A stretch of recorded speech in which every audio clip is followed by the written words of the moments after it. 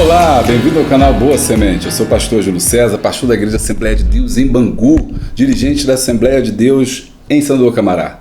Estou muito feliz em vocês estarem aqui conosco no nosso comentário da Editora Betel Dominical, no nosso quadro ebd.com, onde a gente comenta as revistas da Editora Betel Dominical no primeiro trimestre de 2024. Seja muito bem-vindo ao nosso canal. Bom, aqui você vai encontrar minhas pregações, devocionais, nossos vídeos, as mensagens e também comentários sobre a Escola Bíblica Dominical, dicas para professores de EBD, para obreiros, enfim, conteúdo cristão de qualidade. Aqui só falamos de Jesus. Então, se você chegou e viu que não está inscrito, se inscreve no canal, deixa o like, comenta, porque isso é muito importante. Seus comentários são muito, mas muito importantes para mim. Leio todos e respondo sempre que eu posso.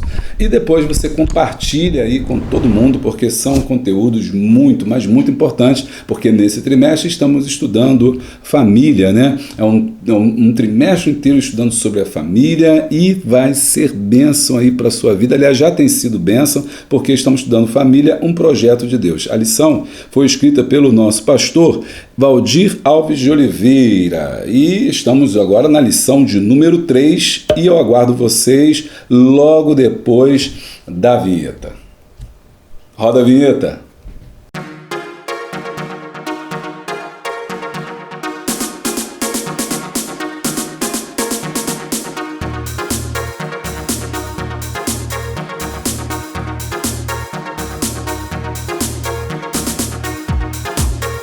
Muito bem, já voltamos. Você está pensando como ajudar o canal Boa Semente? Você pode ajudar o canal Boa Semente sendo membro do canal Boa Semente, E assim você vai ter vídeos exclusivos. Você pode também ser apoiador do canal Boa Semente. Nesse caso, você vai receber conteúdo que é o plano de aula que a gente faz e aula bônus, também conteúdo mais aprofundado para você. Você pode nos ajudar comprando os livros que a gente fala aqui sobre a Amazon, Você pode também fazer com que esse vídeo seja mais propagado e deixando também, clicando no valeu. Tudo isso é uma forma de você nos ajudar. Seu apoio vai ser muito bem-vindo e vai me ajudar a levar aí a boa semente. Vamos lá na lição de hoje, lição de número 3, a Bíblia Sagrada como Manual da Família. Texto áureo, mas se alguém não tem cuidado dos seus, principalmente dos da sua família, negou a fé e é pior do que o infiel. 1 Timóteo 5,8. Verdade aplicada. A Bíblia Sagrada é a maior referência de fé e conduta para o povo de Deus, inclusive quanto à formação e vivência familiar. Os objetivos da lição são 3: expor os conselhos da Bíblia para o marido e mulher, destacar que a Bíblia possui preceitos para os filhos e mostrar que a Bíblia traz ensinamentos para a família. Nossos textos estão em Efésios 5, versículo 22 e 23 e Colossenses 19, 20 e 21. Bom, Efésios 5, 22, vós mulheres sujeitai aos vossos maridos como ao Senhor. Assim também, vós, cada um em particular, ame a sua própria mulher como a si mesmo, e a mulher reverencie o marido. Colossenses capítulo 3, vós maridos, amai vossas mulheres e não vos irriteis com elas. E vós filhos, obedecei em tudo os vossos pais, porque isto é agradável ao Senhor. Vós pais, não irriteis os vossos filhos, para que não percam o ânimo. Vamos orar? Vamos falar com Deus? Senhor, nosso Deus, nosso Pai, nós te agradecemos pela oportunidade de estarmos juntos para podermos falar a Tua palavra. Nos abençoe, Senhor, nos oriente, nos instrua, Senhor, para que através do Teu Espírito possamos ter sabedoria, receber sabedoria, sermos conduzidos através dele, cujo qual, Senhor Deus, ó Pai, tem a função de nos ajudar, Senhor, a compreender e a entender um pouquinho mais da Tua mente, do Teu ser, do Teu caráter, e assim sermos mais crentes, fiéis, mas sermos mais pessoas mais santas, mais melhores, Senhor, meu Deus, ó Pai, na nossa vida, na nossa igreja, e a nossa família seja estruturada e baseada na Tua palavra. Dá-nos, ó Deus, uma aula abençoada e abençoa os Teus filhos, Senhor, meu Deus, ó Pai, aonde quer que estejam, no momento que quer que estejam assistindo esse vídeo, Senhor, meu Deus, diante das maiores dificuldades e agruras, eles possam vencer, avançar e prosseguir, porque Tu és, Senhor, aquele que nos garante a vitória. Pai, nos ajuda, nos instrua, é o que nós te pedimos, te agradecemos, em nome de Jesus. Amém. Bom, a lição de hoje é uma da lição, né, uma das lições muito importantes que a gente tem estudado aqui, e eu vou pegar aqui logo, né, no começo aqui, ela sobre 1 Timóteo 5,8, que é o texto áureo. O texto áureo fala que mas se alguém não tem cuidado dos seus, e principalmente dos da sua família, negou a fé e é pior do que o infiel. Então, esse apóstolo, o apóstolo Paulo falando a Timóteo, né, orientando a Timóteo, traz essa recomendação do cuidado. Então acho que essa é uma palavra-chave que você, professor, professora, pode pegar aí na sua classe, um fio, né, de condutor para a sua aula. Cuidado, né? Ou seja, aquele que tem a sua família precisa cuidar dela. E cuidado significa amparo, proteção, carinho. Amparo significa acompanhamento. Amparo significa cuidado, né? Significa saber lidar com as dificuldades e com as imperfeições, compreensão. Então a palavra cuidado, ela é cercada de vários preceitos importantes que dá para a gente entender qual é o seu significado e qual é a sua aplicação na vida cristã.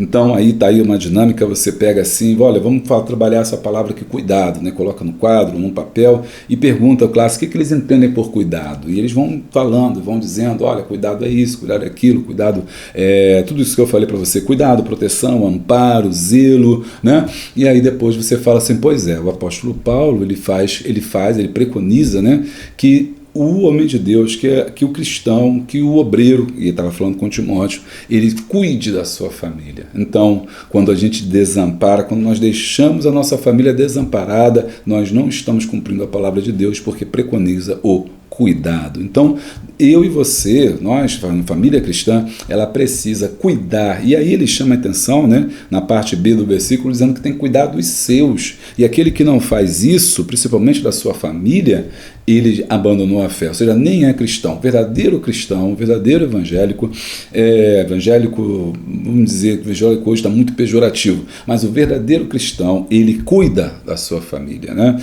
E esse é um ponto crucial. Mas, na verdade, nós não temos visto isso. Muitas pessoas têm abandonado a sua família, deixado a sua família, às vezes para fazer a obra de Deus, às vezes com desculpa de missão, às vezes com desculpa de fazer outra coisa, e colocamos a nossa família em último lugar. Na verdade, a família deveria vir primeiro. O cuidado com a família, ele é fundamental. Aliás, na verdade, o cuidado com a família vem antes do cuidado com a igreja. Quando você cuida da igreja e abandona a sua família, você não está cumprindo a palavra de Deus. Primeiro você tem que cuidar dos seus, para depois você cuidar da família. Porque o obreiro, né, por exemplo, falando no Timóteo, se o obreiro ele cuida da igreja, não cuida da família, alguma coisa está errada. Porque primeiro você tem que cuidar da tua esposa, cuidar do teu marido, dos teus filhos, e ali na família, nesse âmbito familiar, é que você vai desenvolver essa prática do cuidado, você vai desenvolver a capacidade de cuidar, né, de estar atento, de ouvir, de tomar conta, no sentido bom da palavra, né, de nutrir, de suprir as necessidades. E uma vez que você tem a sua família, né, bem estruturada, você então está apto para cuidar da família dos outros, ou seja, cuidar da igreja. Esse é um grande problema, a gente está preocupado em cuidar da família dos outros, né? Mas esquece da nossa própria família. Então, no texto áureo tem essa palavra-chave aí, que é a questão importantíssima, né, do cuidado, né? 1 Timóteo 5,8. Quando a gente vai para o texto de referência, ele coloca 5, vós mulheres, sujeitai-vos a vossos maridos como o Senhor. E aqui vai já de cara assim, né, uma palavra meio que de rejeição por parte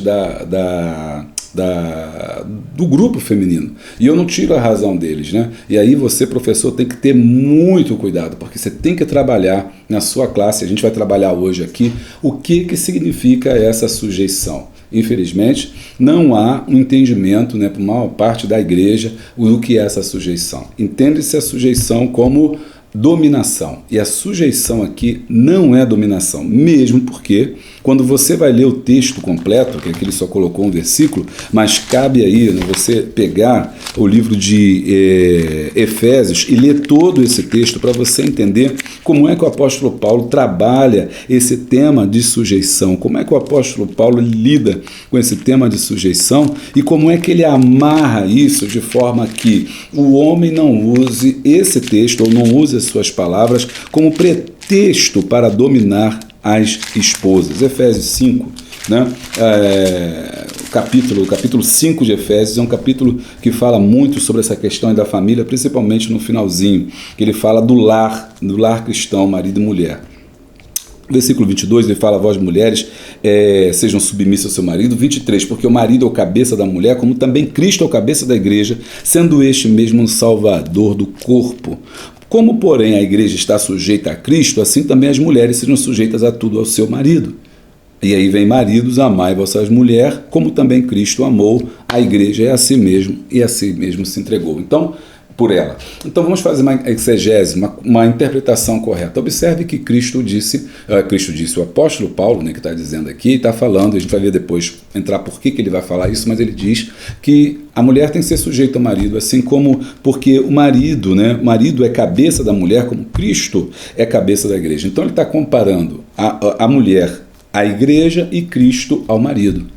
Observe que ele faz esse jogo de palavras para mostrar que, assim como o homem ele é o cabeça da mulher, Cristo é o cabeça da igreja. Então ele equiparou Cristo ao homem, ao marido. Ele elevou o homem ao marido, mas ao mesmo tempo que ele eleva esse homem ao marido, há de se saber que esse marido deve ser como Cristo.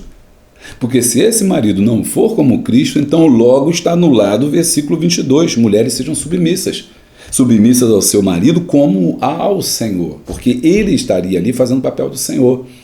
Será que, então, se o marido ele não é como Cristo, ou seja, se ele não ama, se ele não cuida, se ele não dá, como em 1 Coríntios, a sua própria vida, a mulher está liberta dessa ideia de ter de se sujeitar.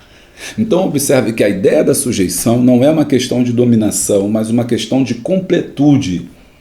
É a ideia de que ambos estão juntos nessa missão em que o marido ama a mulher, protege, cuida, nutre e ao mesmo tempo, aí nesse sentido, ela passa a ser sujeita, mas não no sentido de dominação, mas no sentido de acompanhamento. A gente viu isso lá na adjutora, que é o primeiro estudo que eu dei aqui sobre família, onde eu mostrei que a Eva, a mulher adjutora, que a adjutora não é nada de secundário. A adjutora ali é uma mulher, uma pessoa que está auxiliando. E nós vimos também nessa aula, se você perdeu a aula 1, que esse auxílio é a mesma palavra, para Ézer, é a mesma palavra para Deus. Por exemplo, Salmo 46, Deus é o nosso refúgio, fortaleza, socorro bem presente na angústia. A palavra ali é Ézer, Deus é o nosso auxílio, então é aquele que ajuda. Então Deus não é menor, Deus não é alguém secundário, ele é fundamental. Sem a ajuda dele, nós não fazemos nada.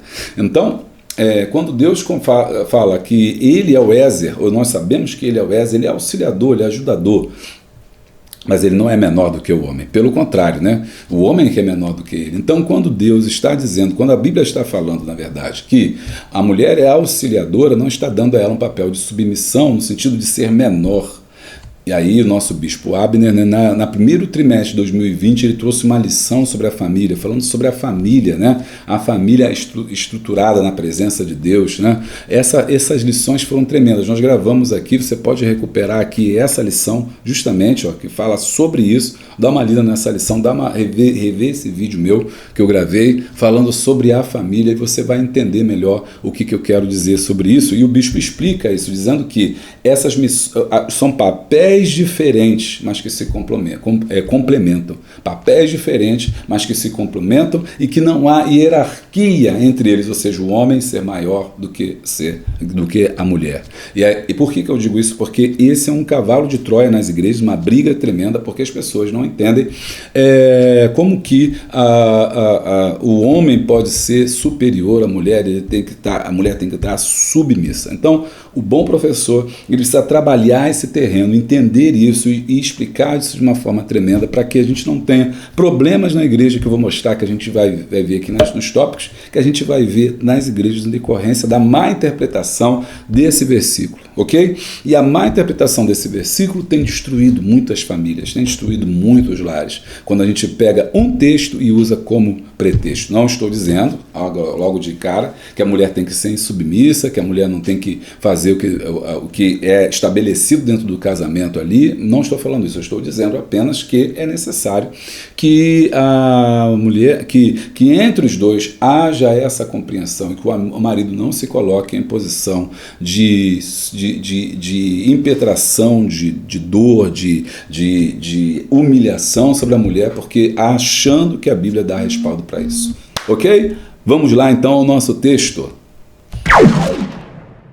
Introdução. O destaque da presente lição é a palavra de Deus como luz, guia e referência para a formação e cultivo de um ambiente familiar saudável e preciso para o crescimento e amadurecimento de cada membro, contribuindo assim para que cada família seja um agente de testemunho cristão perante a sociedade. Então, ponto fundamental, a Bíblia é que vai regrar tudo isso, a Bíblia que vai gerir, que vai gestar tudo isso, que vai seguir. Então, a Bíblia é o nosso manual. Estamos lidando com casais cristãos, famílias cristãs, então, portanto, o que direciona a ação dessa família é a Bíblia, é a palavra de Deus. E por que ela é usada, né? Ela é usada para poder trazer um ambiente saudável, um ambiente propício, que a casa realmente seja abençoada. O manual orienta marido e mulher. A nossa carta magna é a Bíblia, como eu disse para vocês.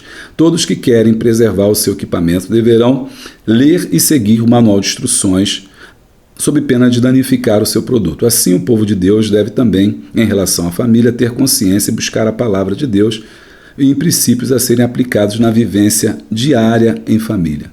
1.1. Ensinos para os maridos. Cada marido deve amar a sua mulher e não tratá-la asperamente. Aqui já começa a se cercar, dizendo, olha, como que o marido deve andar, né? Como que o marido deve seguir? E aí ele vai já colocando para a gente aqui, Colossenses capítulo 3, 19. Ele deve cuidar dela com cuidado, né? Tem que estar tratando com zelo, não de forma áspera. Uma coisa áspera é a que não houve polimento, ou seja, que não houve cuidado. A grosseria é o câncer que devora o amor. Olha só que interessante. Então o amor não acaba? Acaba. Ele pode ser devorado, pode ser acabado por causa da grosseria. Quantos maridos são grossos, né? São arrogantes, são... como é que eu vou dizer? Broncos, né? Broncos mesmo, aquele pessoa bronco, homem bronco, é muito ruim. Eu costumo dizer que o homem não precisa ser bonito, né? Ainda bem, porque só assim a gente casa, né? Eu casei porque, graças a Deus, não há necessidade de ser um bonito. Eu acho que o homem não precisa ser bonito, mas uma coisa eu acho que é interessante, né? É ele ser inteligente, porque o homem burro é a pior coisa que tem. Então, é importante que o homem faça isso. Então, uma coisa, ele vai falando aqui, olha, você não deve tratar assim sua esposa. Cada marido deve amar a sua mulher como ama ao seu próprio corpo, Efésios 5, 28 e 23. Então isso aqui é lógico, o apóstolo Paulo não está dizendo que o homem tem que pisar, porque ele prepara logo depois o ambiente para dizer, olha, se você não pode fazer mal a você mesmo, trate bem. Aí a gente precisa entender o contexto que o apóstolo Paulo viveu. O apóstolo Paulo viveu num mundo que era um mundo que vem da sociedade judaica, um mundo em que a mulher era cerceada de vários direitos. Por exemplo, ela no templo, ela ficava num local separado, os homens judeus ficavam no outro local e os gentios ficavam lá fora. As mulheres, até os dias de hoje, quando elas vão a Jerusalém ou no Muro da Alimentação, elas ficam de um lado e os homens ficam do outro. Nos cultos, nas festas judias, por exemplo, no mitzvah, bar mitzvah, as mulheres, que é a passagem ali de aniversário de criança judia, que é um ritual de passagem interessantíssimo que todo judeu tem que fazer, e as crianças fazem esse ritual, as mulheres ficam de um lado e os homens ficam de outro. Então o apóstolo Paulo, ele é um homem fariseu, ele vem desse mundo da sociedade judaica, onde a mulher ela era tão menosprezada que ela não era nem contada, a mulher não falava em público, ela não tinha autoridade para falar em público. E por que ela não tinha autoridade para falar em público? Porque a mulher era vista como alguém que não era como uma cidadã, não era vista como cidadã. Só podia falar em público os homens, porque os homens dirigiam a cidade. Falar em público era importante porque era política, era falar sobre a cidade. Então você ia para a praça pública e falava. Não era qualquer pessoa que poderia fazer isso, tinha que ser cidadão. Mulheres, nem pensar. Professoras, assim, de lecionar, nem pensar. As mulheres não podiam falar em público, elas só podiam falar na sua casa, só podiam falar no convívio familiar, e muitas vezes só podiam falar com o seu marido, com o seu pai, com seus irmãos. Essa era a sociedade que foi gestada a Bíblia e foi que o apóstolo Paulo viveu. Por outro lado, a sociedade romana também era machista, e nesse caso era a questão da polis, da cidade, do local onde os gregos e romanos, né, eles vão discutir sobre política, eles vão discutir sobre filosofia, e as mulheres não podiam nem participar disso. O apóstolo Paulo, sabendo disso, e nesse momento que a igreja está nascendo, para evitar as críticas tanto dos judeus quanto dos gregos e romanos, ele vai preconizar que as mulheres se comportem da mesma forma como se comporta na sociedade, a fim de que não deem escândalo. Porque na cabeça deles, se elas não derem escândalo, os cristãos serão aceitos pela sociedade. Então, é por isso que o apóstolo Paulo, em muitos momentos, nas suas cartas paulinas, ele vai seguir os costumes locais. Ele não vai lutar contra os costumes locais. Isso foi lá no primeiro século depois de Cristo, as mulheres eram tratadas assim.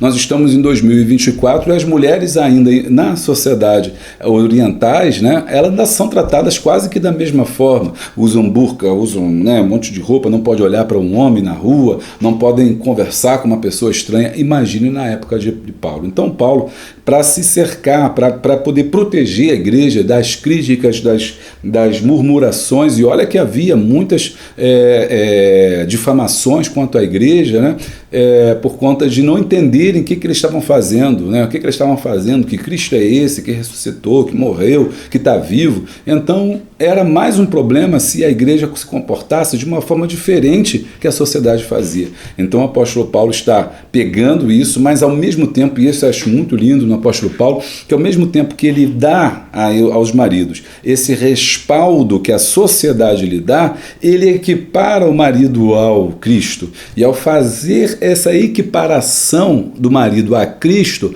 ele faz com que o marido se comporte como Cristo e a mulher se comporte como a igreja. Então, se Cristo trata bem a sua igreja, o marido então tem obrigação moral de tratar bem a sua esposa. Um está conectado com o outro, né? Uma mulher se sujeita ao marido quando ele a trata com amor, entendendo essa sujeição como liderança no sentido de compartilhar as ações, de compartilhar os pensamentos, de fazer, de cumprir o seu papel dentro do lar, né? Tendo em vista que são papéis diferentes tanto do homem quanto da mulher. Tá gostando? Deixa o like e dá o glória. Outro exemplo disso, de como o apóstolo Paulo ele trata das questões sociais e não altera as questões sociais, mas insere o conteúdo cristão junto, é a carta de Filemão, que é uma carta muito pouco lida, onde conta a história de que um escravizado ele foge do seu senhor e vai ter com Paulo. Olha que coisa tremenda. E o apóstolo Paulo não luta contra a escravidão, ele não vai dizer que não lhe alforria aquele escravo, dizer que ele está liberto, não. Ele manda aquele escravo retornar para o seu senhor. Mas, olha que interessante, que requinte, né, que o apóstolo Paulo faz. Ele fala assim, olha, você retorna para lá, leva essa carta. E aí na carta ele vai dizer, olha, aqui, né, receba ao seu escravo e tal, como se fosse eu. Olha aí, quebrou, né? Quebrou, receba a Onésimo como se fosse eu. E eu tenho certeza que, e aí nessa hierarquia, o apóstolo Paulo, ele é superior a Filemão. Então, eles eram amigos, o apóstolo Paulo era pastor dele, então ele se equiparou ao escravo. Ele se equiparou ao escravo e fez com que Filemão, ao receber o escravo, não o punisse, não o vendesse, não o maltratasse, mas o tratasse bem, porque ele agora era cristão. Então, ao mesmo tempo que ele não luta, inteligentemente, ele não luta contra a escravidão, ele podia libertar, em Cristo somos livres, ele não luta contra a escravidão. Ele acompanha a cultura, mas ao mesmo tempo ele insere o conteúdo cristão, mostrando que o cristão ele não só está preso a essa questão cultural, essa cosmovisão, mas também ele tem um novo andar, uma nova percepção que faz com que ele vá além, que ele ande mais, que ele se sobreponha aos demais. O marido, embora naquela conjuntura, ele até tivesse todas essas prerrogativas, o marido cristão agiria diferente. Ele agiria de forma é diferenciada, porque ele, por entender o que Cristo fez pela igreja, ele também se comportaria assim com a sua esposa. Então, isso aqui é muito interessante. Vamos seguir. 1.2. Ensino para as mulheres. E agora ele vai falar para as mulheres. A mulher deve ser submissa ao seu marido como ao Senhor. E aqui ele não está explicando, mas você precisa explicar isso, né? Que submissão é essa? Submissão não é missão por baixo de alguém. Submissão não é estar pisando na pessoa. Submissão aqui é entendido como alguém que trabalha ao lado, que é alguém que está junto, que está perto. Mas a mulher é uma ajudadora, administradora do lar, educadora dos filhos. E não só isso. E não só isso. Aqui a mulher, aqui é interessante a gente dizer também, acrescentar aqui, que a mulher não só está no lar. A mulher hoje em dia, ela não é mais essa mulher, ou ela não é mais só essa mulher, né, que era do lar, que criava o filho, porque isso era na cultura passada. A gente tem que acompanhar também que houve mudanças nesse papel da mulher na sociedade. Enquanto na sociedade antiga a mulher não trabalhava, não precisava, o homem era provedor, o homem era aquele que cuidava da família, que dava tudo o que era necessário. Hoje em dia a mulher é obrigada a trabalhar, ela nem porque questão de feminismo, nada que ela quer não trabalhar, elas trabalham fora, elas são colocadas em uma dupla jornada, não é isso? Elas são colocadas aí numa dupla jornada que é fundamental para que essas mulheres possam nutrir as suas famílias. Então a mulher não é apenas administradora do lar, educadora dos filhos.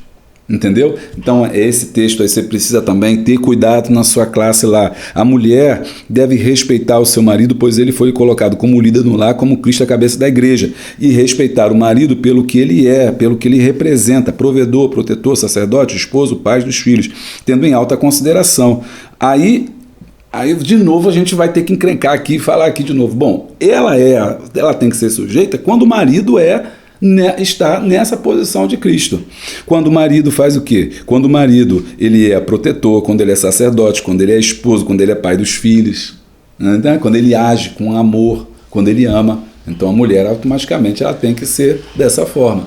Então são trechos aqui que podem dar respaldo a uma má interpretação do que a Bíblia diz. Aí você, professor, tem que ter muito cuidado ao você lidar e sempre bater nessa tecla da submissão e do papel do marido.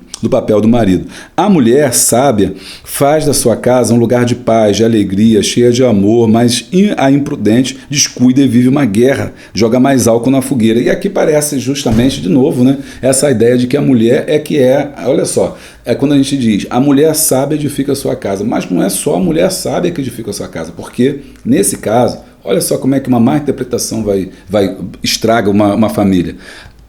Nós jogamos sobre a mulher toda a responsabilidade de edificar uma casa.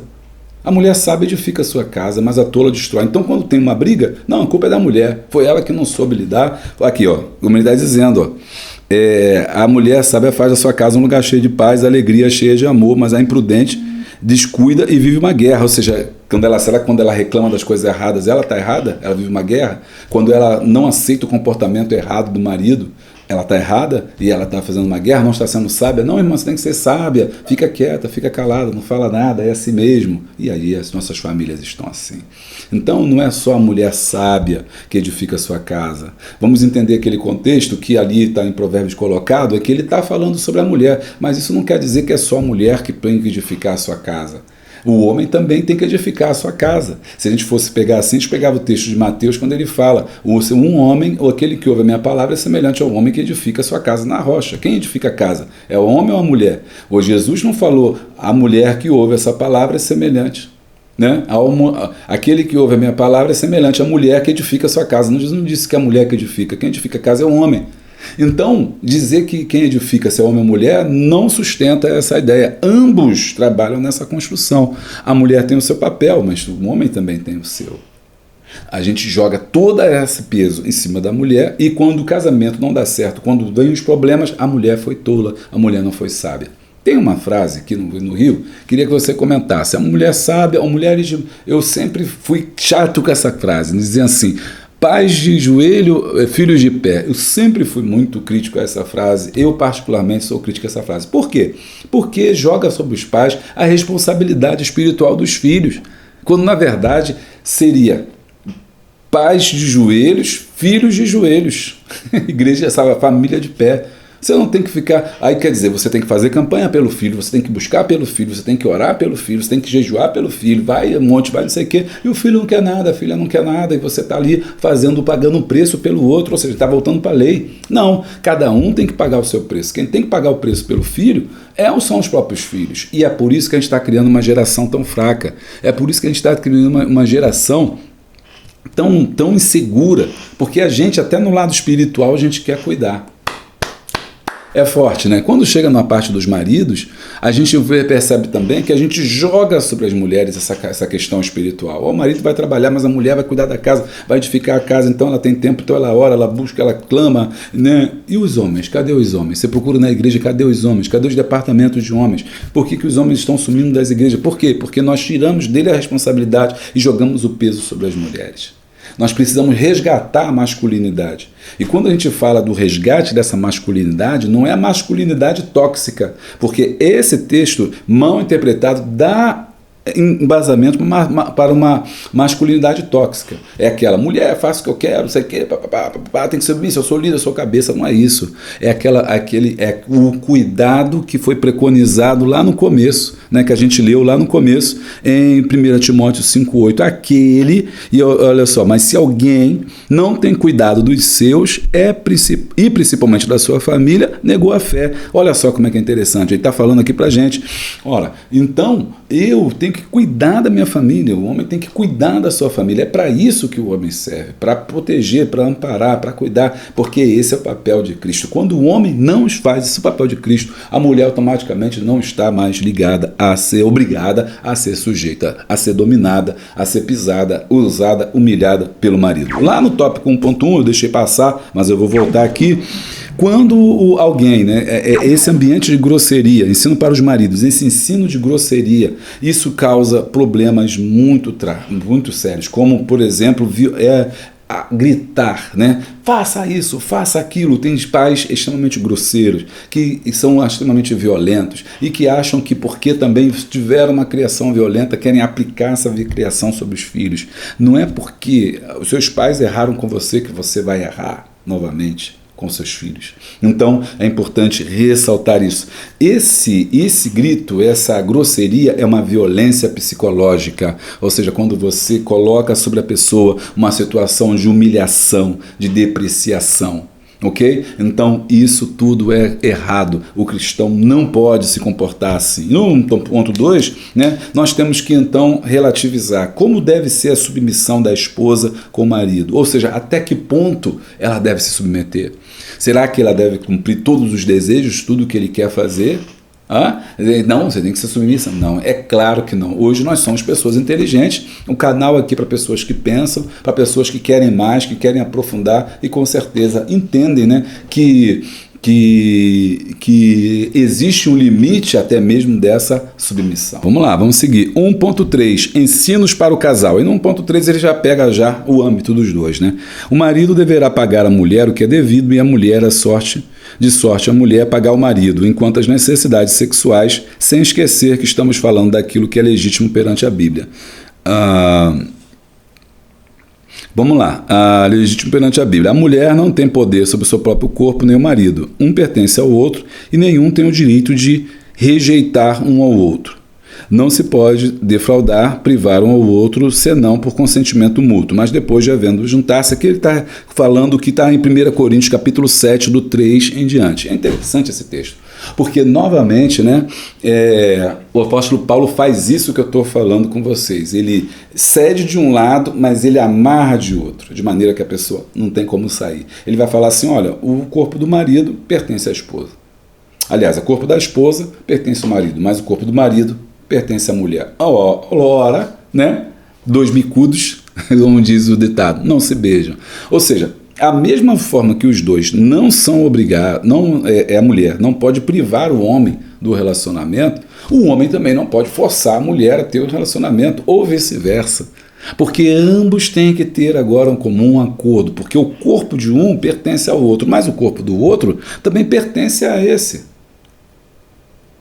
Então entenda como é que o apóstolo Paulo ele consegue amarrar essas coisas para forçar que o casal tenha o que? O diálogo, uma conversa ampla, no sentido de entender para que existe o sexo. E aí, por isso que lá na primeira lição eu falei, casamento não é só isso, porque a gente acha, não, um casamento é também, mas não é só isso, é amor, é amizade, é cumplicidade, é o entendimento de que homem é diferente de mulher em relação ao relacionamento sexual, em relação à questão hormonal. E eu não vou falar de forma aqui profunda, logicamente, porque eu sei que tem muita gente que assiste a lição junto com filhos, com netos, com meninas, com meninos, e eu fico constrangido até mesmo de falar isso, tendo em vista que eu nem sei aonde vai esse vídeo, aonde que ele pode chegar. Isso aqui não é uma palestra para casais, isso aqui não é um curso, né, fechado, isso aqui está amplo na internet, então eu tenho que ter todo esse cuidado para falar da forma mais clara, sem ofender, sem ser pejorativo, sem ser ofensivo, e de maneiras que todos possam me entender, tanto jovens como adolescentes também, se ouvirem, não vão ficar escandalizados, ou pessoas mais idosas também não vão ficar escandalizadas, então eu prefiro falar dessa forma. O apóstolo Paulo, então, ele consegue amarrar esses dois, nesse sentido, desse entendimento de que ambos são, um pertence ao corpo do outro. Então, o entendimento de que ambos são diferentes, o homem tem as suas necessidades, a mulher também tem as suas, o homem tem os seus hormônios, que os hormônios toda vida, principalmente os sexuais, a mulher também tem os seus, tem o seu ciclo, tem o seu tempo, e o homem e a mulher precisam entrar em consentimento mútuo, no entendimento que o corpo desse pertence a esse, o corpo desse pertence a esse, e daí haver o diálogo. Se esse quer e o outro não quer, não há diálogo, não há conversa e não há acordo. Isso é muito importante. Infelizmente, nós sabemos que muitas mulheres são obrigadas a ter relacionamento, porque os homens pegam esse versículo e dizem: o corpo da mulher me pertence, o seu corpo me pertence porque você é minha esposa, mas se esquece que o corpo dele também pertence a ela. Eu costumo dizer, então, na brincadeira que a gente faz com encontros de casais, nas palestras que eu dou, eu falo assim, o marido fala: o seu corpo me pertence, eu quero. A mulher fala assim: é verdade, o meu corpo te pertence, mas o teu corpo também me pertence, eu não quero. Então fica naquele impasse, um quer e o outro não quer, e quando o outro não quer, anula a vontade daquele primeiro. De maneiras que ambos têm que chegar ao seu acordo. Qualquer tipo de relacionamento físico, qualquer tipo de relacionamento sexual sem o consentimento, ele é uma violação. Não vou falar outra palavra, que até o YouTube bloqueia a gente. Então, ele é uma violação, né? Uma violação da vontade, do direito do ser humano enquanto pessoa. Há de se ter consentimento. E nada de usar a Bíblia para dizer que a Bíblia apoia esse tipo de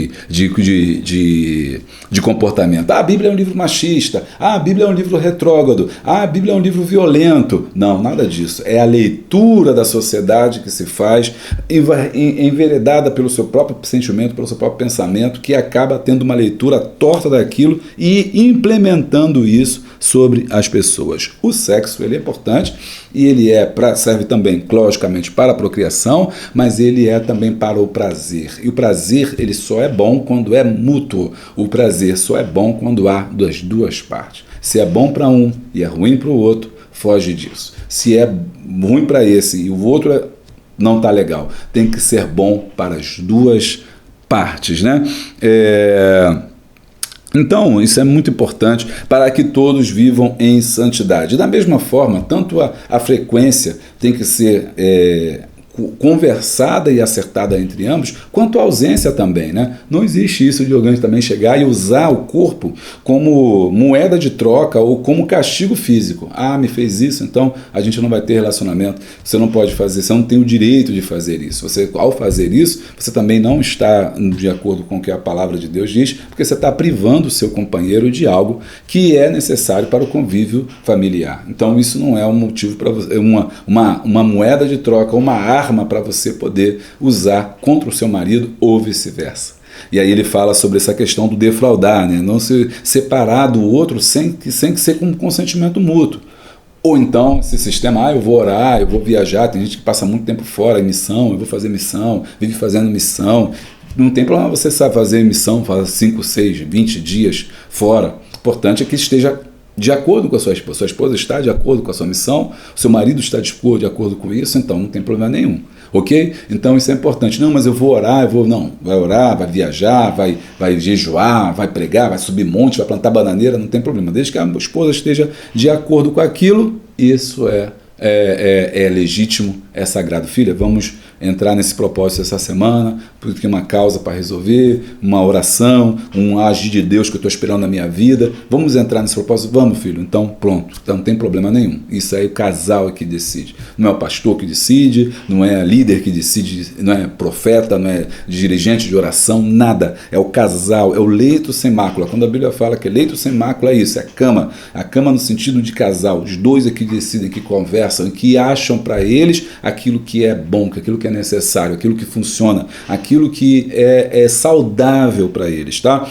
Muitas vezes você fica ouvindo muita coisa fora e quer aplicar isso no seu casamento. Por que fulana não é assim como fulana? Por que Beltrano não é como Beltrano? Porque cada ser humano é diferente do outro.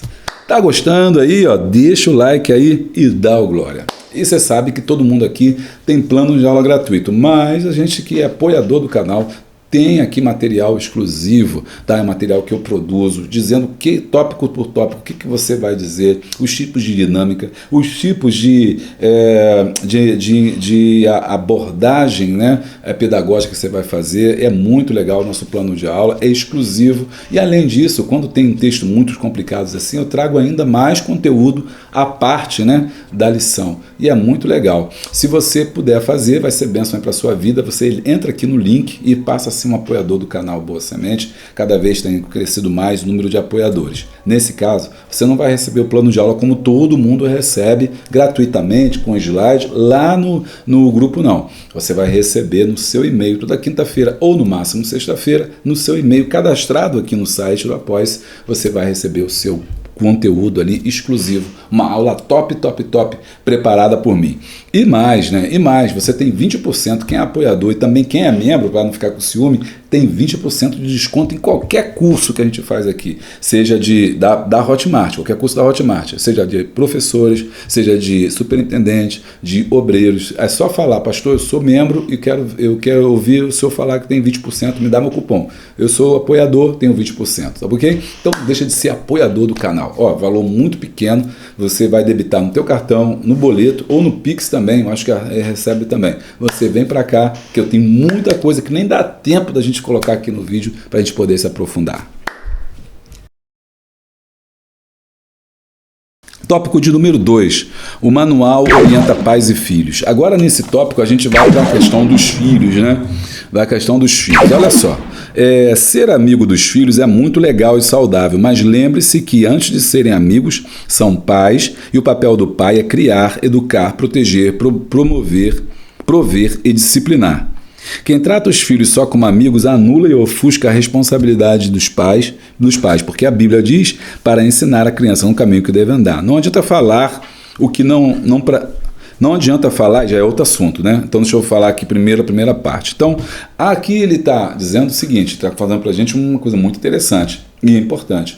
Nós estamos aí, né, no século XXI já, numa pedagogia de criação de filhos, onde preconizava essa ideia de ser amigo. Eu sou amigo do meu filho, eu sou amigo da minha filha e tal. Essa ideia é porque nós somos, né, pessoa que nos assiste aqui dos 40 anos em diante, né, que é o grosso aqui do canal, 40 até 60 anos, 45, 50 é o grosso, que é a minha faixa etária também, e depois 60 anos. Tem pouca gente aqui que assiste de 30 anos para baixo. Bom, essa galera que tem comigo aqui são filhos de pais que foram extremamente repressores, né? Nossos pais foram pais repressores. Eles, mas não porque fossem maus, eles queriam o melhor para a gente. E naquela época eu entendia que era necessário rigor na criação, era necessário uma educação rígida, uma educação muitas das vezes violenta, uma educação muitas das vezes traumatizante para que as crianças pudessem estar no bom caminho. Claro que ninguém fez isso, não acredito que nossos pais tenham feito isso por maldade. Na verdade, eles foram criados também de forma até pior e eles estavam achando que estavam certos. Só que da minha geração para cá, vem uma geração de pais, de filhos, que olhavam para os seus pais e diziam, não, eu não quero isso para mim. eu vou criar meus filhos diferentes, eu quero ser amigo do meu pai. Meu pai não foi meu amigo, a gente não conversava, a gente não dialogava, a gente não tinha um bate-papo. Não, quando eu tiver um filho, eu quero ser amigo dele. E aí vem toda uma geração de amigos dos filhos.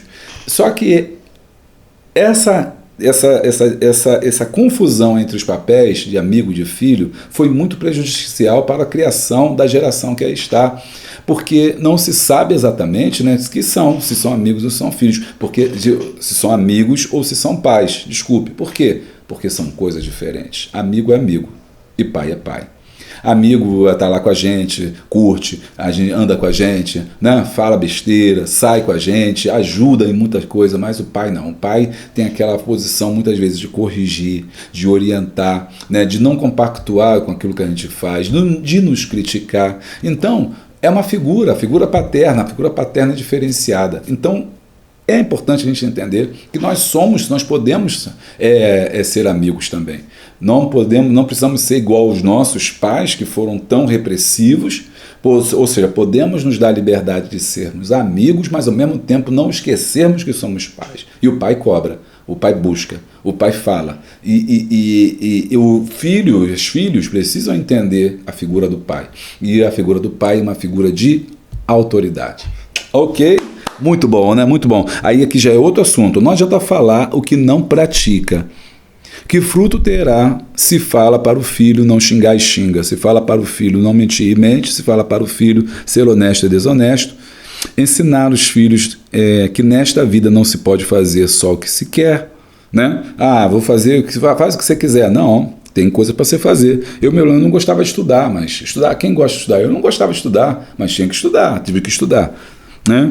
Só cheguei onde cheguei porque eu estudei, não porque eu gosto, mas porque eu entendi a necessidade. Que nem tudo é do nosso jeito, nem tudo satisfaz as nossas expectativas. Não queira que os filhos tenham sua maturidade, sua experiência, pois são de gerações diferentes. Aqui são 3 assuntos. Então, o primeiro assunto que ele falou aqui foi a questão do pai querer ser igual um amigo. A segunda questão é o pai que fala algo e não faz, ele não dá exemplo. O exemplo é fundamental, né? Na família, o pai fala alguma coisa errada e quer cobrar do filho, porque nós somos da geração daqueles que diziam, faça o que eu falo, mas não faça o que eu faço, né? Mas para nós isso não cabe mais.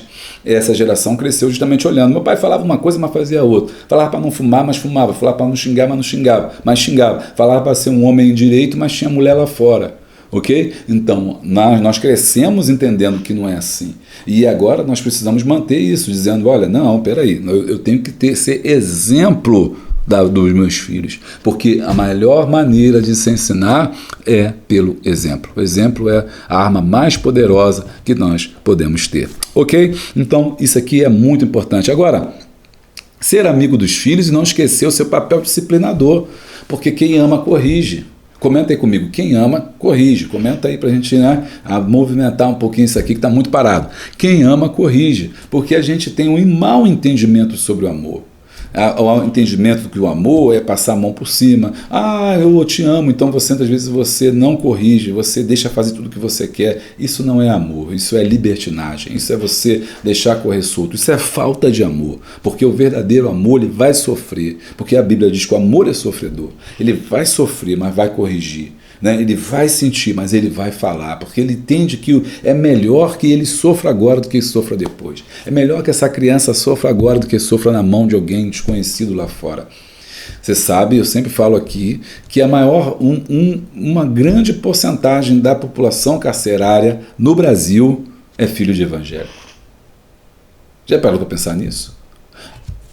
Pelo menos 30% da população carcerária é filho de evangélico. Quando você vai visitar, quando você vai ter com essas pessoas, quando você vai fazer cultos lá, quem teve essa experiência já de fazer culto, igreja teve culto, comente aí comigo, diga se eu estou errado.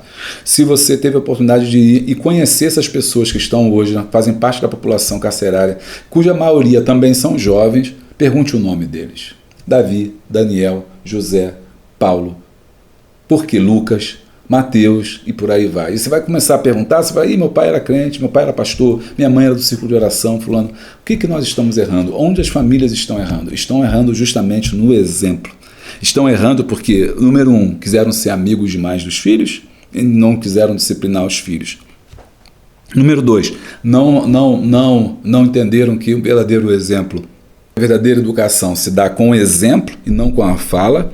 E por último, né, aí ele fala um outro assunto: não queira que os filhos tenham a maturidade, sua experiência, pois são de gerações diferentes. Aqui são 3 assuntos, 3 tipos de pais diferentes. O primeiro é o tipo do pai que pensa que é amigo, é amiguinho do filho.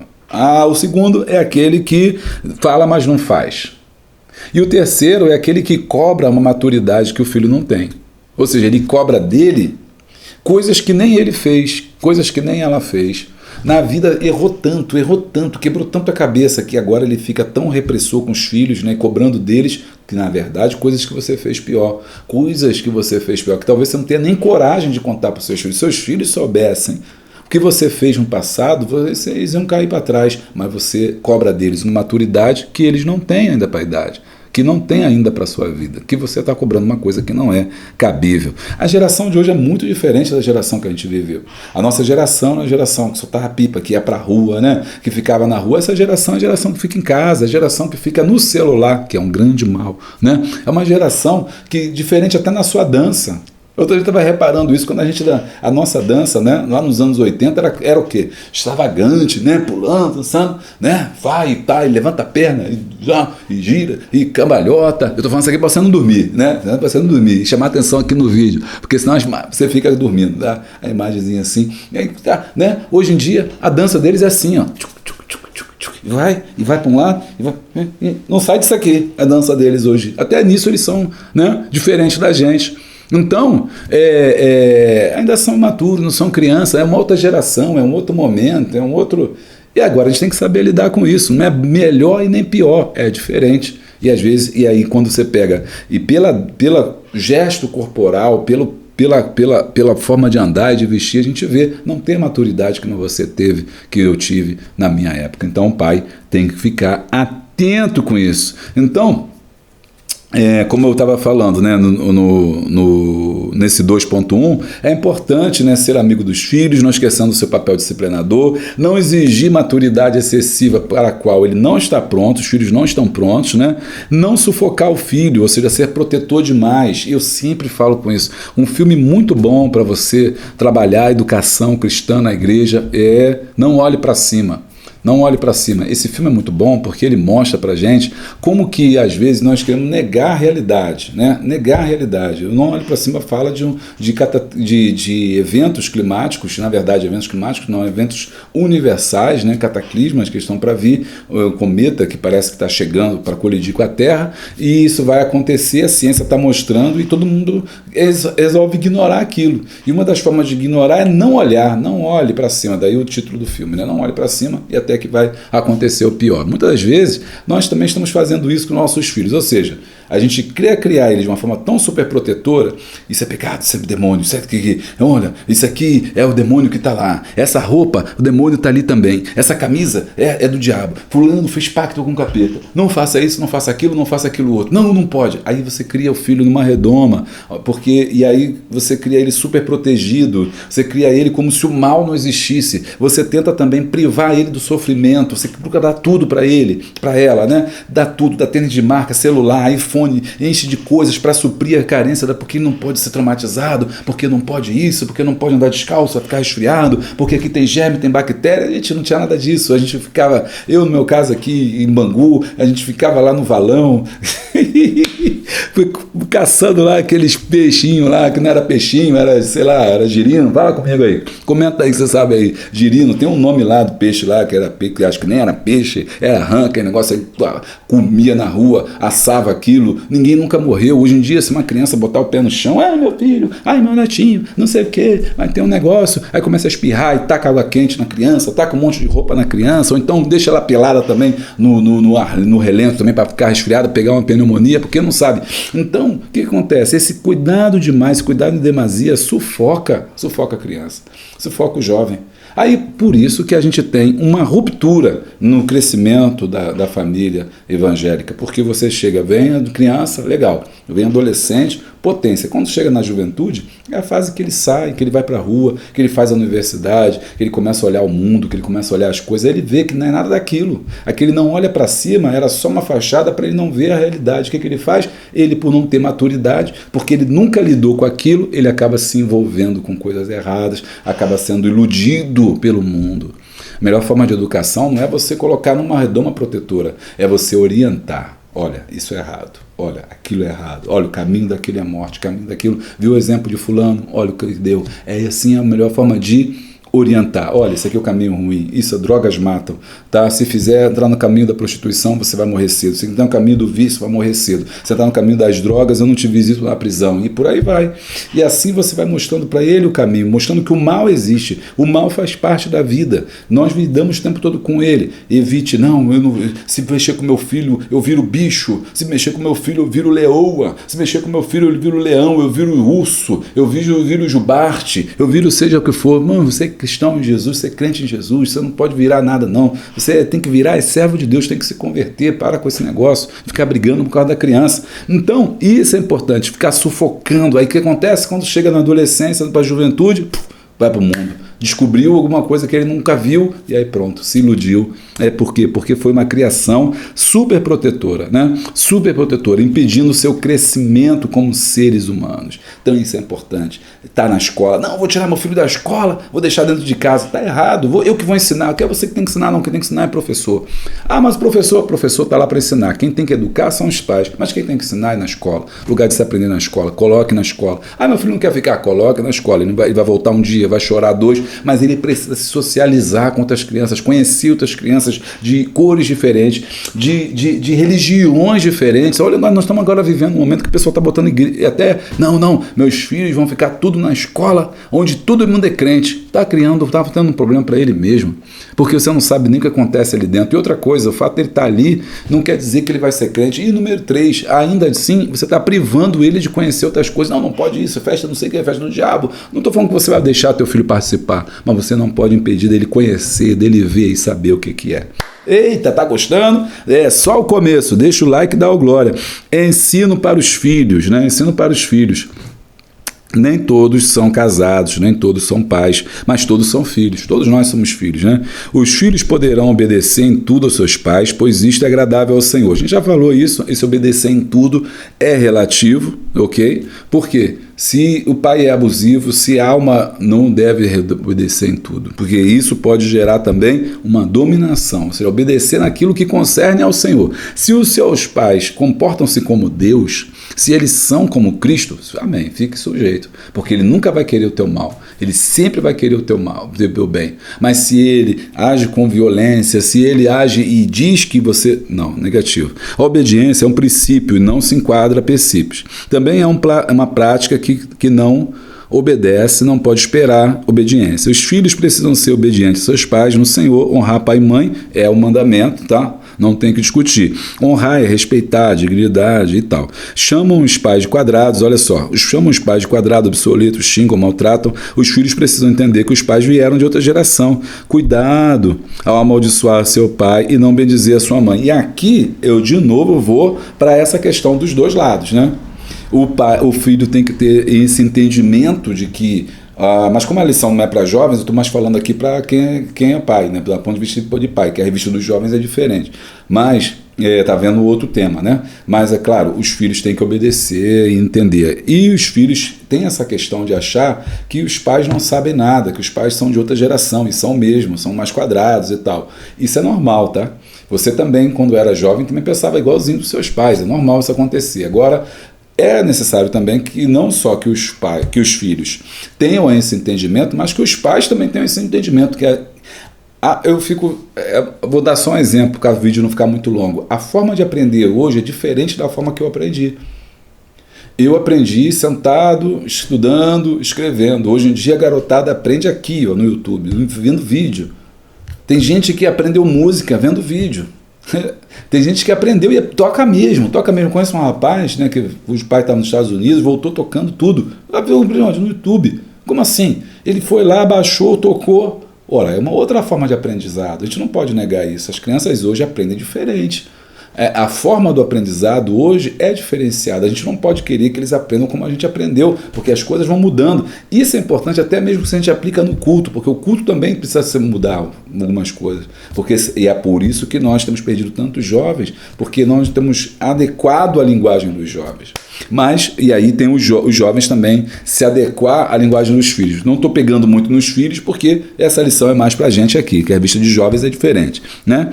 Filhos e pais vivendo respeitosamente. Então isso aqui é importante, o convívio. Existem muitos filhos órfãos de pais vivos. Isso aqui é tremendo. Grifa aí. Muito feliz nessa parte. Existem muitos filhos órfãos de pais vivos. São aqueles pais ausentes, negligentes, não acompanham nos seus estudos, não sabem o que eles estão precisando, não os ouvem. Os filhos criados com amor, carinho e atenção geralmente serão bondosos e não se perderão no mundo degradado e depravado. E o amor chama a obediência. Quando um filho é respeitado e tratado, diferenciado, normalmente será obediente e honrará. Isso aí foi fantástico. Aqui ele fechou esse tópico com chave de ouro, fazendo esse amarramento que eu fiz, tá vendo? Quando o pai é presente, quando o pai está ali, quando o pai ama, quando o pai cuida, não é super protetor, mas também não abandona o cuidado dos filhos, está lá no comecinho que a gente leu, aquele que não cuida da sua família é pior do que o ímpio, ele então recebe esse carinho de volta. Ele recebe esse carinho de volta. Muitos pais estão abandonados porque souberam criar seus filhos, não deram o amor necessário aos seus filhos, né? E depois os filhos, por não terem recebido o amor, não conseguiram retribuir o amor aos pais. Então isso é muito importante. No tópico 2.3 ele está está fechando esse assunto para a gente entender o pai que é responsável, o pai que é educador, um pai que é disciplinador quando está errado, mas um pai que ao mesmo tempo é amoroso, é carinhoso, é um pai que escuta, A gente fala muito de filhos rebeldes, mas filho rebelde tem a ver com pais ausentes às vezes, porque tudo que a rebeldia faz é chamar atenção. A maioria das rebeldias que são praticadas por jovens adolescentes, não quero, não vou fazer, não sei o quê, é da época, é da idade e é uma forma natural de chamar atenção, dizer, ei, eu existo, ei, eu preciso de você, ei, eu preciso de ajuda, ei, eu preciso que me ouçam, que me escutem, que vejam o que eu estou sentindo, que entendam o que eu estou passando. Isso é sinal que a criança vai dando, né? Então ela fica retraída, fica iracunda, fica fechada em si mesma, ou fica respondona, brigona, né? Resistente à ordem. E tudo isso é um sinal. É tempo do pai parar, olhar e ver. Mãe também, logicamente, os dois, né? Parar e ver, o que está acontecendo, fulano está doente, está diferente, aí senta e conversa. E ao conversar, não vá com crítica, porque isso não vai ajudar, vai só afastar, vai ouvir, faça uma escuta ativa, sente, escute, abra o seu coração, porque se você mostrar que você vai punir, que você vai... A criança, o adolescente, seja o que for, vai se fechar e não vai falar para você. Então você tem que ser, esse sentido, o amigo do seu filho, no sentido de ouvir, de escutar, e dele confiar em você, que após você contar, você falar, você vai tomar a melhor medida possível para ele. O filho pródigo é um exemplo disso, né? Do pai, porque o pai espera o filho volta, e o pai não briga, o pai não xinga, o pai não bate, o pai prepara uma festa. Olha que coisa linda. Ele podia falar 1000 coisas, mas ele não fez. Então isso quer dizer ouvir e escutar, isso é muito importante. Os filhos devem obedecer aos seus pais em tudo, pois agrada a eles a Deus. Agora vamos para o tópico 3. Antes do tópico 3, não se esquece aí, você que não fez o curso, faça o curso de professor, Escola Bíblica Dominical, está perdendo o quê? Está esquecendo, né, de fazer esse curso, de ser aí um daqueles que fizeram o curso comigo, certificado no final. Você vai ter aulas online, vai aprender a fazer seu plano de aula, vai aprender sobre a história da igreja, como organizar uma EBD e como dar uma aula abençoada, vibrante. 3. O manual orienta para uma família sólida. A família sólida é aquela que tem consistência, que é durável, que é estável.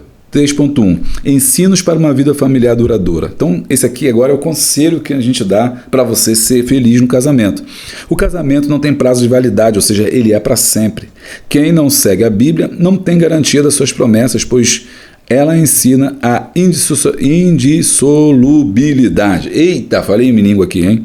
Quem não suporta um ao outro prova que não tem amor no coração. Quem não perdoa não é perdoado. Quem não tem acordo não pode andar junto com outra pessoa. Quem não esquece o passado não tem como prosseguir para o alvo. O que Deus juntou não deve separar o homem. Quem pede carta de divórcio está dissolvendo a família, toma uma decisão particular e não tem respaldo bíblico.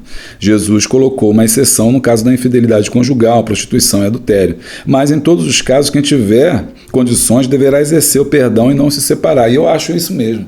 Eu acho que o perdão, a separação é o último caso. É quando não há mais o diálogo, quando não há mais tratativa, quando não há mais amor, quando há violência doméstica. Eu acho que isso deve ser incluído aqui, não está. Violência doméstica, eu botou infidelidade conjugal, prostituição e adultério, mas violência doméstica também há. Né? Porque o caso de abandono, ele dá prerrogativa para o divórcio. O apóstolo Paulo fala, não deixe, você pode separar do marido caso ele te abandonar. Se ele te abandonar, você não vai reclamar nada. Mas se ele não abandone, fique com ele. Agora, existem várias formas de abandono. Abandono não é só sair de casa. Abandono não é só arrumar outra mulher na rua e morar. Não, às vezes ele pode ter abandonado morando junto. Não fala mais, não cuida mais, não coloca nada das coisas, não cuida das dispensas da casa. Então ele já abandonou. É como ele falou, órfão de pai vivo, filhos órfãos de pai vivo. E tem muita mulher que está viúva de marido vivo. Então, na verdade, já abandonou, e aí já cabe já o divórcio. Mas, como eu disse na lição primeira, não é a vontade de Deus. Se houver possibilidade de reparar, repare. Se houver possibilidade de perdoar, perdoe. Se houver possibilidade de reatar, reate. Porque essa é a vontade de Deus. Se caso não for assim, saiba as consequências, né?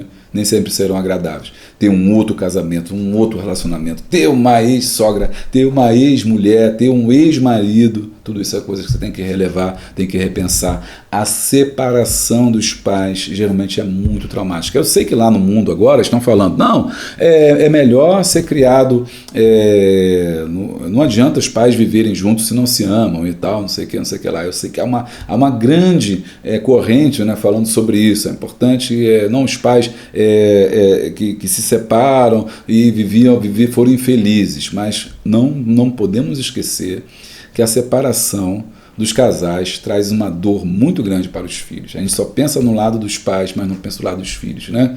Quem é fruto de de famílias de onde os pais se separaram sabe, e eu sei o que é isso, passar por isso, né?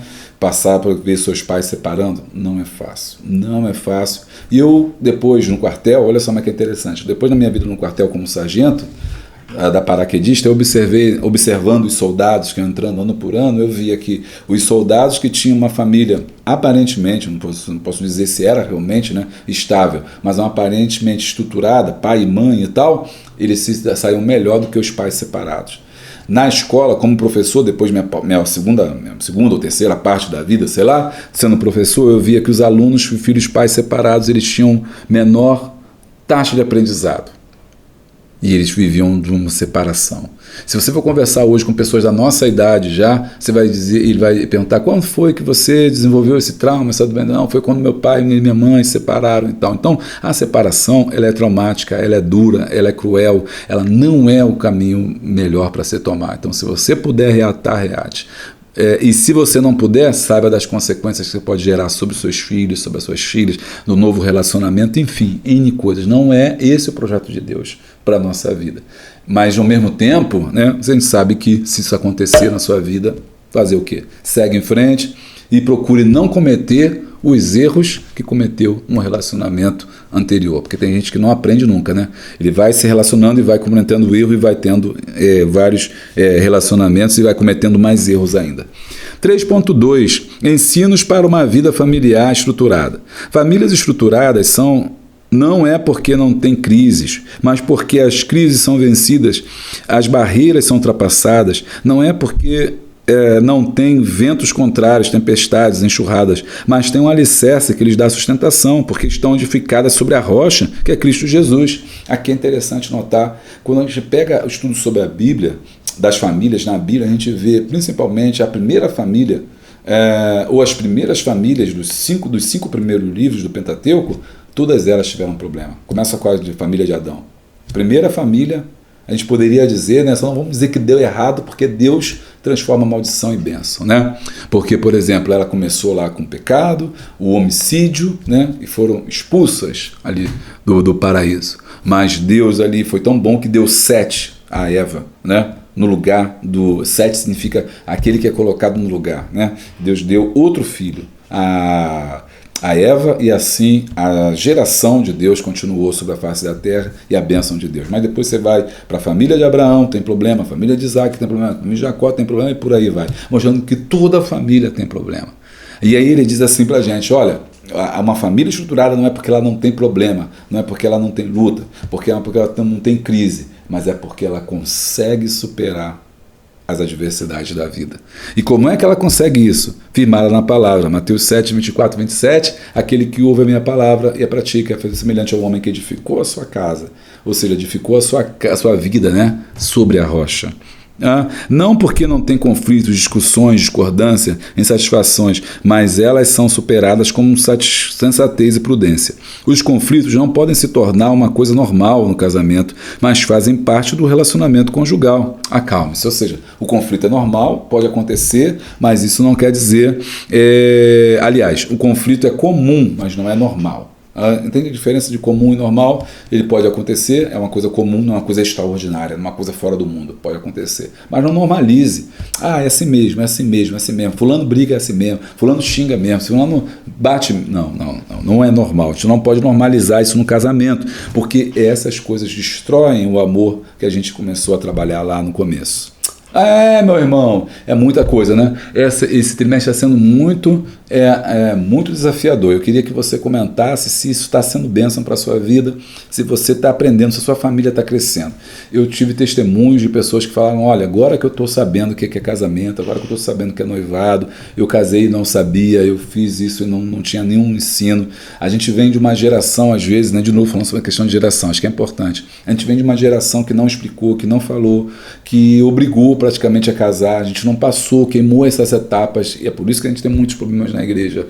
Mas, graças a Deus, a gente está tendo possibilidade, né, de retornar. Nunca é tarde para começar, né? Nunca é tarde para começar. Então, comente aí se tem sido bênção para a sua vida. Algo também tem sido bênção é o e-book que eu fiz, Como Dar uma Aula Transformadora. Tem 2 trabalhos aqui muito interessantes para professores, né? Como ser um professor de escola bíblica dominical, né, que é da Hotmart, vídeo que eu falei no bloco anterior, e esse que é um e-book, né, para quem já fez o curso ou quer um conhecimento rápido e profundo sobre como dar uma aula que vai transformar a vida do seu aluno. É esse e-book, Como Dar uma Aula Transformadora, uma aula de EBD transformadora. Olha, compra pela Hotmart também. O link está aqui embaixo, você vai aprender técnicas que vão mudar a sua aula, você vai captar o seu aluno desde a primeira aula e você vai marcar a vida dele. Mesmo depois você mudar de classe, mudar de igreja, ele ainda vai ficar pensando, poxa, aquele irmão, aquela irmã era uma bênção, a aula dela era diferenciada. Compre esse e-book que vai ser bênção para você. 3.3. Ensinos para uma vida familiar e testemunho. O nosso testemunho de vida comprovará a nossa união conjugal, a nossa harmonia familiar e vai refletir para as outras pessoas. O nosso relacionamento será espelho para muitos. O nosso exemplo de vida conjugal contagiará os nossos filhos e netos. Eles precisam ganhar interesse pelo casamento e nos imitar. Tem muita gente que não quer casar por causa dos pais, falam assim, meus pais vivem no inferno, não quero casar. Tem muitos que falam assim, eu não gosto de homem, não quero homem, para que marido? Meu pai é um monstro, né? Não quero esse negócio de homem, não presta, porque viu na casa dele, né? A mulher falava assim, não casa não, casamento é tudo ruim, eu casei com teu pai não presta, não vale nada. Isso é um mal terrível, porque a gente está fazendo com a garotada que está vindo aí. Então ele está dizendo assim, sempre discutimos eles precisam ganhar interesse pelo casamento e nos imitar. É uma honra falar assim, poxa, eu quero casar, quero ser como meu pai, quero casar, quero ser como minha mãe, quero casar, ter um marido como meu pai, que eu quero ter isso é muito legal, quando você dá exemplo, Sempre discutiremos as nossas diferenças e resolveremos as nossas divergências longe dos filhos e de outras pessoas. Principalmente dos vizinhos e irmãos da igreja. Tem gente que briga na presença dos filhos. Isso é muito ruim. Você vai brigar na presença dos filhos. Entra no seu quarto, discute depois, fala depois. O seu filho não tem que saber. Não busque eles para fazer plateia, ou para fazer partido, ou para fazer time, né? Não, você está do lado do teu pai, vem para cá. Quando você começa a falar do teu cônjuge para os filhos, você está buscando neles o apoio e está fazendo a cabeça deles contra o filho, contra o marido ou contra a esposa. E você está jogando seus filhos contra um e contra outro. Você tem que resolver isso só vocês dois. Aí ele fala aqui na igreja, tem gente que briga na igreja, leva o problema para a igreja, fala do marido na igreja. Não é lugar de falar do seu marido na igreja, para as irmãs. Não é lugar de você contar a sua vida íntima para as pessoas. Não, isso é coisa que resolve só o casal, né? Quando tiver que resolver algum conflito, faremos com educação, respeito, verdade, voz baixa, né? Em lugar reservado ou apropriado, sempre respeitando o ponto de vista contrário do nosso e, se possível, chegando a um consenso, sem briga. Então, isso é muito importante, né? Que a gente siga isso tudo. Conclusão: tendo a palavra de Deus como nosso guia de formação, cultivo e vivência familiar, ainda que não seja possível a vivência familiar em um ambiente totalmente isento de problemas, contudo é possível desfrutar da bênção, da presença, providência, proteção e do socorro do nosso Senhor Jesus Cristo em todo o tempo. Bem, eu vou ficando por aqui. Não se esquecem, se inscreve no nosso canal, deixa o like, dá o glória, clica no sininho em todas as atualizações. Assim, sempre que tiver uma coisa nova, você vai ser avisado. Beijo grande, abraço forte e a paz de Cristo.